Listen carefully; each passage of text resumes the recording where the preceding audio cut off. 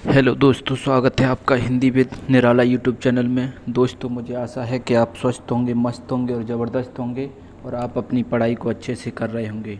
तो दोस्तों, आज पढ़ेंगे हम वाक्यांशों के लिए एक शब्द। दोस्तों, मैं पूरे दावे के साथ कह सकता हूँ कि अगर आपने ये वीडियो देख ली तो इस प्रकार का कोई भी प्रश्न परीक्षा से आपकी परीक्षा में छूटेगा नहीं। तो दोस्तों, प्रैक्टिस सेट को शुरू करने से पहले आपसे निवेदन करता हूं कि हमारे channel Hindi with Nirala YouTube channel को सब्सक्राइब कीजिए, वीडियो को लाइक कीजिए, वीडियो को शेयर कीजिए, जिससे हमें दोस्तों मोटिवेशन मिलता रहे और इसी प्रकार से हम आपके लिए वीडियो लाते रहें। तो दोस्तों, देखते हैं किस प्रकार के प्रश्न हैं इसमें।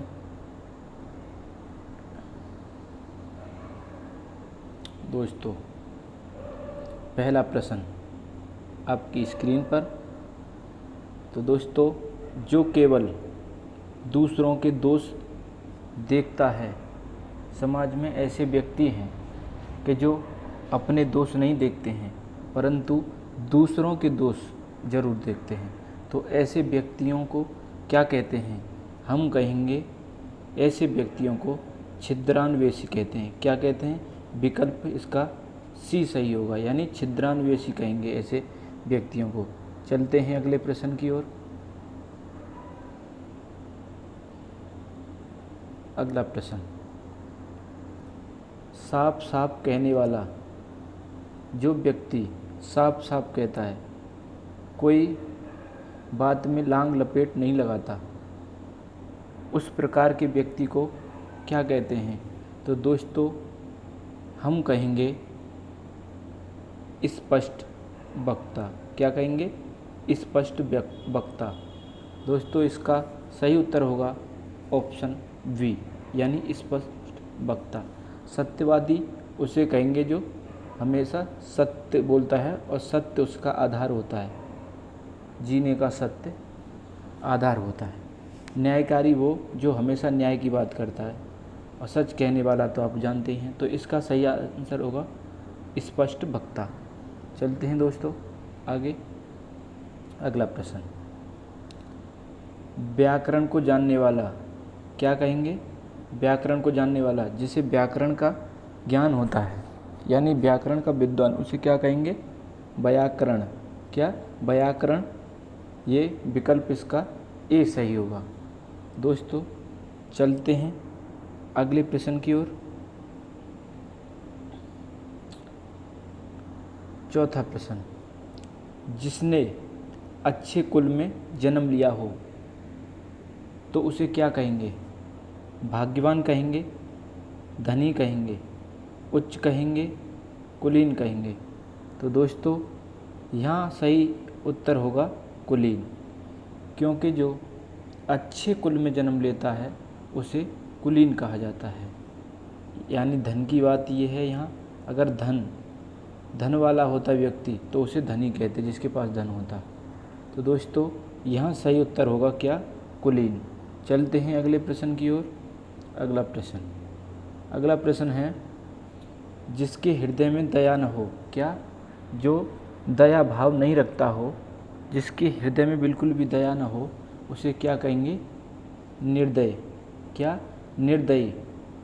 दोस्तों, इसका विकल्प सी सही होगा।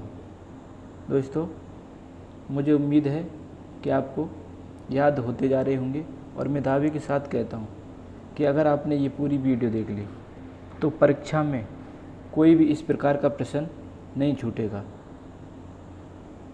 जिसका कोई शत्रु न जन्मा हो, यानी जिसका कोई शत्रु ही ना हो दुनिया में, उसे क्या कहेंगे? अजातशत्रु। क्या? अजातशत्रु।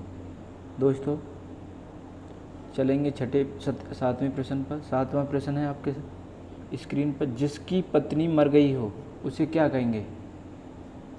जैसे किसी का पति मर जाता है तो उसे क्या कहते हैं? विधवा। तो यहाँ क्या कहेंगे? रंडवा, अभागा, बेचारा। इन तीनों में से कुछ नहीं कहेंगे। क्या कहेंगे? विधुर।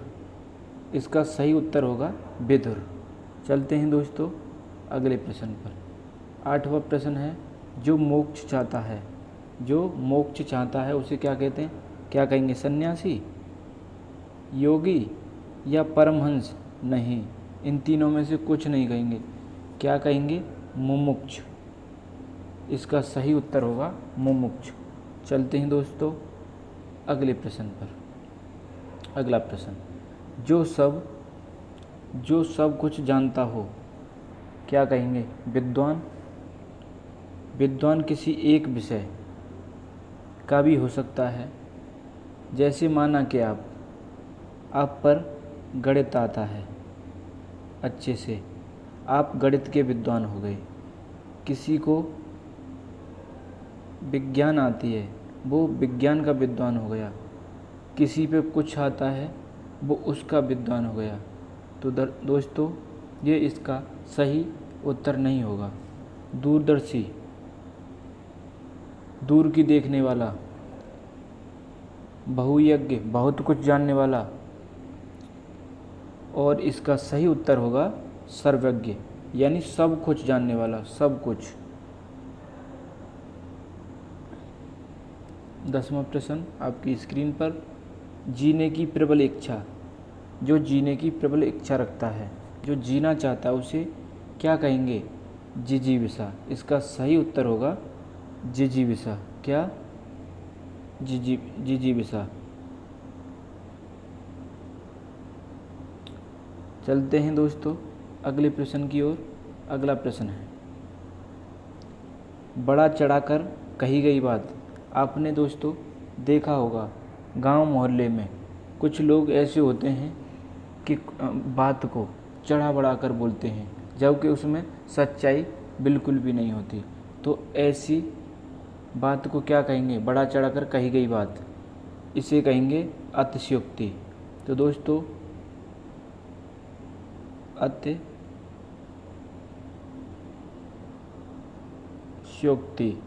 ये इसकी शुद्ध वर्तनी है। कैसी? ये आदर्श है।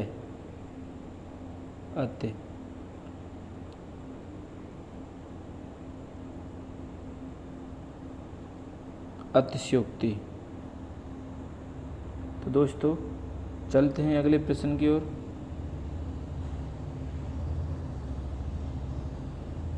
अगला प्रश्न,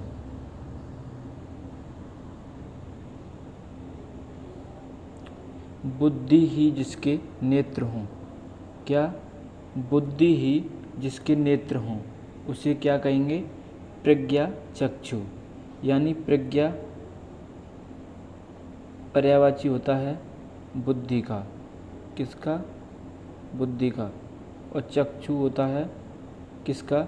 नेत्र का, यानी आँख का। तो इन दोनों को मिलाकर के क्या बनेगा? प्रज्ञा चक्षु। दोस्तों बुद्धि ही जिसके नेत्रों का सही उत्तर होगा प्रज्ञा चक्षु। उसे क्या कहेंगे? प्रज्ञा चक्षु। दोस्तों चलते हैं अगले प्रश्न पर। अगला प्रश्न, जिसने मृत्यु को जीत लिया हो, क्या कहेंगे? नचिकेता या सावित्री या योगी?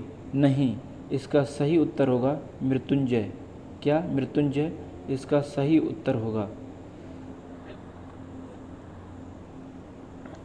अगला प्रश्न, पक्षियों का जन्म अंडे से होता है, इसलिए उनका नाम होता है क्या? क्या कहेंगे? द्विज कहेंगे, डिम्बज कहेंगे? दोस्तों हम इसको कहेंगे अंडज, क्योंकि इसका जन्म किससे हो रहा है? अंडे से। पक्षियों का जन्म अंडे से होता है, तो इन्हें क्या कहते हैं? अंडज हैं ये। दोस्तों अगला प्रश्न है, जिस तर्क को काटा न जा सके। कोई किसी व्यक्ति द्वारा कोई किसी मामले पर तर्क दी जाती है और वो तर्क इतनी ठोस होती है कि उसको फेल यानी काटा नहीं जा सकता, फेल नहीं किया जा सकता, तो क्या कहेंगे उस तर्क को? अकाट्य। यानी ये अकाट्य, यानी काटने योग्य नहीं है, काटी नहीं जा सकती है। तो ऐसी तर्क को क्या कहेंगे? अकाट्य। इसका सही उत्तर होगा अकाट्य, यानी विकल्प डी। जिसके समान कोई दूसरा न हो, तो क्या कहेंगे? अद्भुत, अद्वितीय, सर्वश्रेष्ठ। तो इसके लिए कहेंगे अनोखा। कहेंगे ना, तू बड़ा अनोखा है, ऐसे कहते देखें। तो इसका सही उत्तर होगा ऑप्शन ए। चलते हैं अगले प्रश्न पर। अगला प्रश्न है, ईश्वर में विश्वास न रखने वाला, क्या कहेंगे? दुराचारी, दुराचारी, अधार्मिक, नास्तिक या धर्म विमुख। तो दोस्तों यहाँ सही उत्तर होगा नास्तिक। जो ईश्वर में विश्वास नहीं रखता है उसे नास्तिक कहते हैं। जो ईश्वर में विश्वास रखता है उसे आस्तिक कहते हैं।